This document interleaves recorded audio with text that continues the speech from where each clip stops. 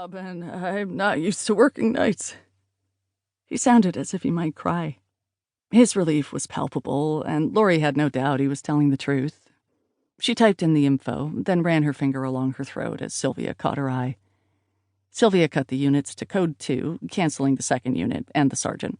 Bragg would continue without lights or siren and make contact. He'd call the mother and make sure it was all legit. And it was. Laurie would lay a paycheck on it. "Okay, sir. I'll have my officer contact you just to make sure you're all right. You don't have to. Have a good night, sir." "Oh, shit. Thank you." It was nice. She almost never got thanked for anything. "You're welcome." But the caller had already hung up. "Coffee. I need coffee." Laurie stood and went into the break room. Back in the day, the coffee scent of the room had been as bitter as the dispatchers waiting to retire. Nowadays, only the people remained that way. The coffee was Keurig. Laurie punched the button and waited for it to spit at her. She made a second cup and added vanilla creamer to it. Dina always had a hard time getting the Keurig machine to work for her. She carried both coffees back into dispatch and slid one across Dina's desk. Dina, who was talking to a citizen about why he couldn't get a fireworks permit, smiled at her gratefully. Laurie sat at her station and plugged in. "I still don't like these K-cups," she announced to the room at large, as if for the first time. Sylvia flipped through something on her cell phone and said nothing. Only Bettina rose to conversation. "They're handy, though." It was what Bettina always said. "The coffee tastes like plastic."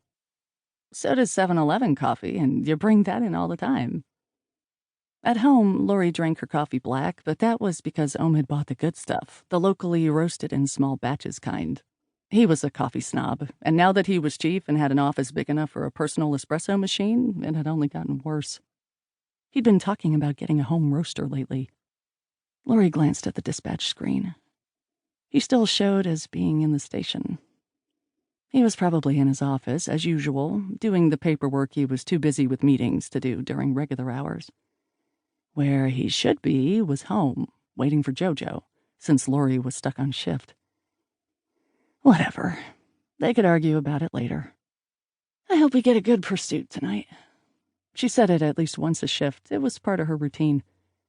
"You're sick." Bettina shook her head. "If I get one, you can have it. Promise? Especially if it's a foot bail." Bettina hated the stress that came with officers pursuing suspects over fences and through back alleys, the radio exchanges garbled, the primary officer panting too hard to be understood. "First Friday night of summer. It's going to be busy." Laurie took the first plasticky sip. Her seat was next to the only window. She set the terrible coffee down and stood, opening the slats of the blinds. Her headset was on, she was plugged in and logged on, but the phones were quiet. So far. Being a dispatcher was 2 parts boredom to 1 part adrenaline. Dina, done with the fireworks caller, groaned and covered her eyes. She was the whiner of tonight's shift, and it was best just to ignore her. Laurie touched the glass. The sky is pink out there. The dispatch center was sunk into a half-basement, and the window looked into the parking lot where the extra patrol cars sat. It was an excellent view, if you liked looking at gravel and car tires and cigarette butts, Jimmy's litter. No one else at the department smoked anymore. And the sky. If Laurie craned her neck, and she always did, she could look up into the San Bernal sky as twilight settled on the city. Tonight, the sunset was a muddy streak of rose with a backwash of pale lavender. It was colder than it should be for June. A wisp of fog crept over the top of the library. Dina gave another small groan. "Are you going to shut the blinds?" "Come on, it's almost dark."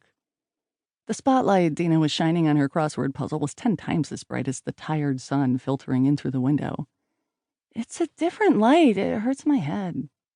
Laurie shut the blinds. "Better?" Dina nodded, wincing, taking a sip of her coffee. The cubicle walls that separated the stations were only 4 feet high, and they could talk over them without standing, but Sylvia stood anyway.